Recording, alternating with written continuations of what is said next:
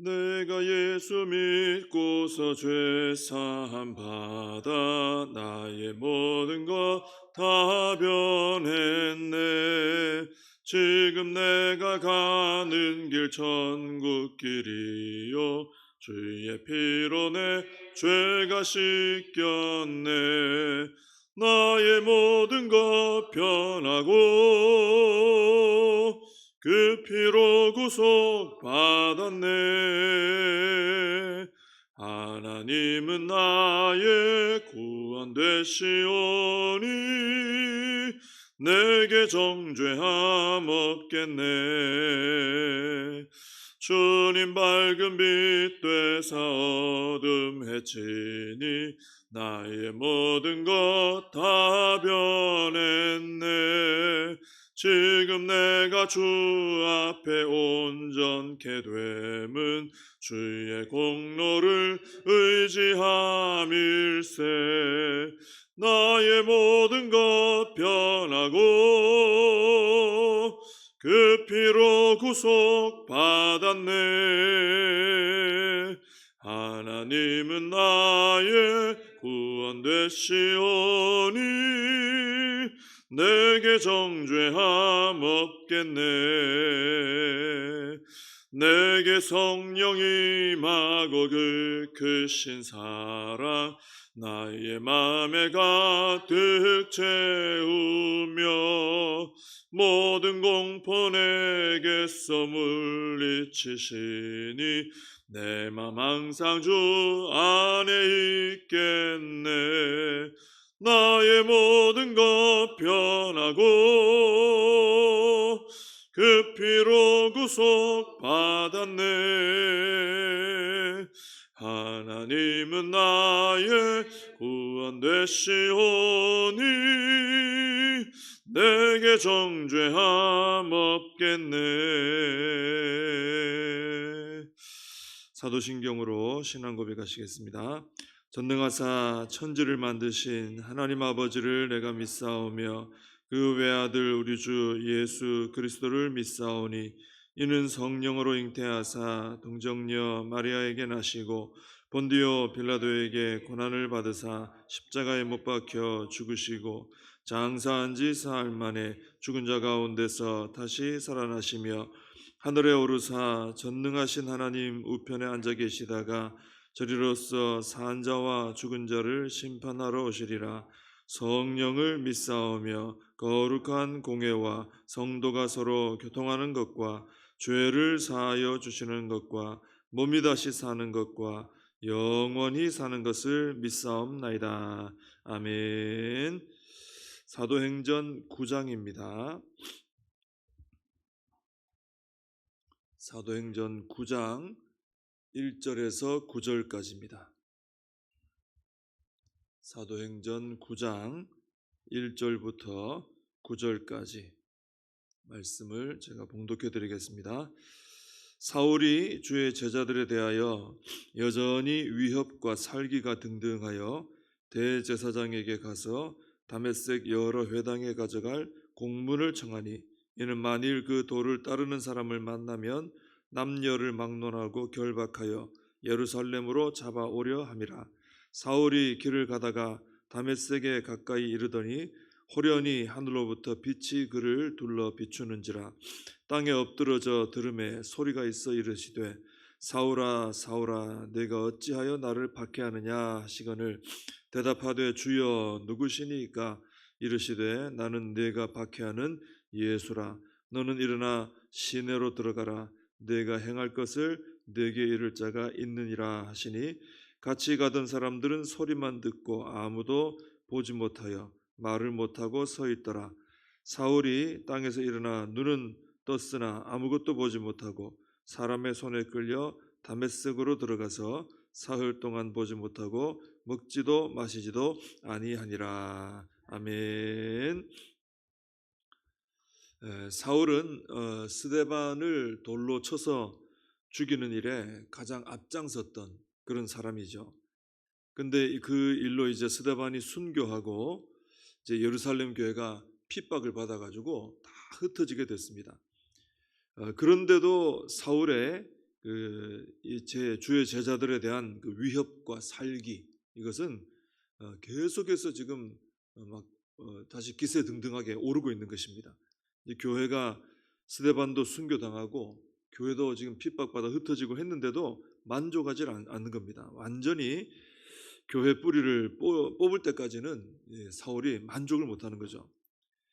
이 당시에 사울의 결심이 얼마나 대단했는가, 그걸 보여주는 것이 이제 1절과 2절에 나오는데, 사울이 이제 대제사장을 찾아가 가지고 다메섹에 가서 예수 믿는 자들은 남녀를 막론하고 다 결박해서 예루살렘으로 잡아오려고 합니다. 그러니 다메섹의 여러 회당에 가져갈 공문을 좀 써주십시오. 가서 이렇게 공문을 제시하면 사울을 이제 인정하고 그 일을 할 수 있도록 이렇게 해달라는 거죠. 이 다메섹은 예루살렘에서 약 한 240km 정도 떨어져 있는 곳이라고 합니다. 그러니 굉장히 먼 거리죠. 이때는 뭐 별다른 교통수단 없지 않아요. 걸어가든지 뭐 이렇게 해야 되는데 아주 먼 거리입니다. 사울이 이렇게 다메섹까지 이 먼 거리를 가려고 한 것은 아마도 이 박해를 받아 흩어질 때 성도들이 그 다메섹 그 지역까지도 이동한 그런 성도들이 있기 때문에 가려고 했을 것이고, 또 빌립 같은 경우에 박해를 받아 흩어졌는데 근데 흩어진 곳에 가서 또 복음을 전하는 거예요. 이 기독교가 다른 도시들로 자꾸 번져나가는 거죠. 이것을 좀 미리 막으려고 다메섹 영향 있는 그런 지역으로 간 것이 아닌가, 이렇게 볼 수 있습니다. 어쨌든 그 먼 거리를 가서 기독교를 아예 이참에 없애버리려고 한 것을 볼 때 이 사울의 열정이 참 대단했구나 하는 것을 우리가 알 수 있는 것입니다. 근데 사람이 마음으로 자기의 길을 계획할지라도 그의 걸음을 인도하시는 분은 하나님이시다 그랬습니다. 사울은 그런 열정을 가지고 다메섹 가까이 갔지만 자신의 계획대로 하지 못하게 되죠. 오히려 하나님의 뜻대로 되는 일이 일어나게 되는 것입니다. 사울이 다메섹 가까이 갔을 때 호련히 하늘로부터 빛이 그를 둘러 비추었습니다. 4절에 사울이 땅에 엎드러져 들었다 하는 것을 볼 때 이 빛 때문에 사울은 굉장히 큰 충격과 두려움을 경험하게 되었다라는 것을 알 수 있습니다. 하나님의 영광의 빛은 우리에게는, 믿는 우리에게는 뭡니까? 생명의 빛입니다. 우리를 살리는 치유의 빛이 될 수 있어요. 그런데 하나님을 대적하는 죄인 입장에서는 하나님의 그 빛이 두려움의 빛이 될 수 있는 겁니다. 사망의 빛이 될 수도 있는 거예요. 그래서 우리가 기도하고 말씀 보면서 하나님의 얼굴빛을 계속 대하게 되면은 우리에게서도 하늘의 빛이 드러나게 되는 것이죠. 그래서 우리의 그 빛을 통해서 어둠의 세력들을 물리치고 영적으로 승리하는 삶을 살아갈 수 있게 되는 것입니다. 근데 땅에 엎드러진 사울에게 소리가 들렸죠. 사울아, 사울아, 네가 어찌하여 나를 박해하느냐. 사울이 여쭤봅니다. 누군지 알 수 없으니까 주여 누구시니까? 주님 말씀하시죠. 나는 내가 박해하는 예수라 그러십니다. 자, 사울은 분명히 교회를 박해했습니다. 근데 주님은 사울에게 왜 교회를 박해하느냐 하지 않으시고 나를 박해하느냐? 나는 네가 박해하는 예수다. 사울은 교회를 박해했었는데 예수님은 네가 나를 박해했다 그러십니다. 이걸 통해서 우리가 알 수 있는 것은 교회가 곧 예수님이시고 예수님이 곧 교회구나, 하나구나, 하나, 이것을 알게 되는 것입니다. 그래서 우리가 예수님을 사랑한다면은 교회를 사랑할 수밖에 없어요. 예수 사랑이 교회 사랑, 교회 사랑이 예수님 사랑입니다. 같은 것이니까, 주님과 교회가 한 몸이니까. 그래서 예수님은 내가 사랑하는데 교회는 사랑하지 않는다, 이런 말은 성립될 수가 없는 겁니다. 그런 사람이 있다면은 예수님은 그 사람에게 그럴 거예요. 자기는 열심히 나 예수님 사랑합니다. 근데 교회는 사랑하지 않습니다. 그럼 예수님 그 사람을 향해서 너는 어찌하여 나를 그렇게 사랑하지 않느냐, 이렇게 물어보신다는 거죠. 예수님과 교회가 하나이기 때문에.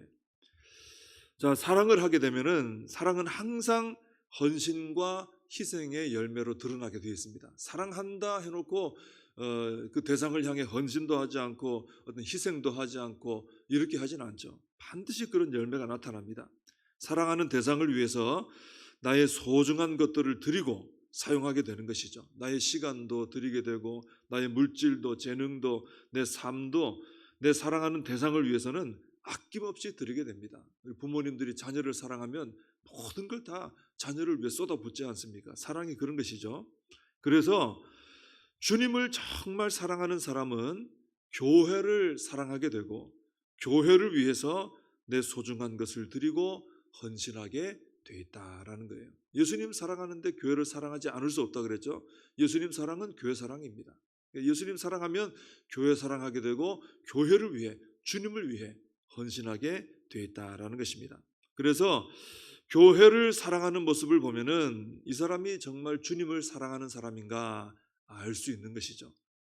교회를 힘들게 하는 사람이 있다. 이 사람은 아무리 말로 뭐 주님 사랑합니다 해도 그 사람은 주님을 힘들게 하는 사람이에요. 교회를 복되게 하고 교회를 사랑해서 섬기고 교회를 위해서 헌신하고 열심을 내고 이런 모습이 주님을 사랑하는 것이죠. 그래서 우리는 주님께서 곧 교회시구나 깨달아야 되는 거죠. 이걸 알고 주님을 사랑하듯 우리는 교회를 사랑하여 교회를 위해 열심을 내고 헌신하고 봉사하는 우리가 되어야 할 줄로 믿습니다. 예수님께서는 사울에게 이어서 이렇게 말씀하시죠. 너는 일어나 시내로 들어가라. 네가 행할 것을 네게 이룰 자가 있느니라. 이렇게 주님과 사울이 대화하는 사이에 사울과 같이 간 일행들도 있었습니다. 그런데 이 사람들은 소리만 듣고 아무도 보지 못하고 말도 못하고 이제 서 있기만 했습니다. 근데 예수님과 대화를 마친 사울은 땅에서 일어나기는 했는데 눈은 떴는데 아무것도 못 보는 이런 상태가 되어버렸습니다. 그래서 사람들의 손에 이끌려서 다메섹으로 들어갔는데 주님을 만난 이 경험으로 인해서 사흘 동안 보지도 못하고 마시지도 못하고 먹지도 못하는 이런 경험을 하게 되죠. 자, 사울에게는 참 놀라운 변화가 일어났습니다. 사울은 분노에 가득 차서 예루살렘을 떠나 다메섹을 향했지만 이제는 앞을 보지도 못하고 사람들의 손에 이끌려 비틀거리면서 다메섹으로 들어갔다라는 거예요. 출발할 때 하고 들어갈 때 달라졌죠. 사울은 그리스도인들을 붙잡으려고 갔습니다. 근데 결국 자신이 그리스도께 붙잡히게 되었다라는 것입니다. 또 사울은 기독교의 메시지를 복음 메시지를 제거할 작정으로 출발했지만 이제는 그 메시지를 복음을 땅끝까지 전하는 자로 부름을 받게 됐습니다. 이 다메섹 도상에서 일어난 변화입니다. 사울은 복음을 믿는 자들을 핍박하는 사람이었는데 이제는 복음 전하는 일로 핍박당하는 사람이 되었다라는 것입니다.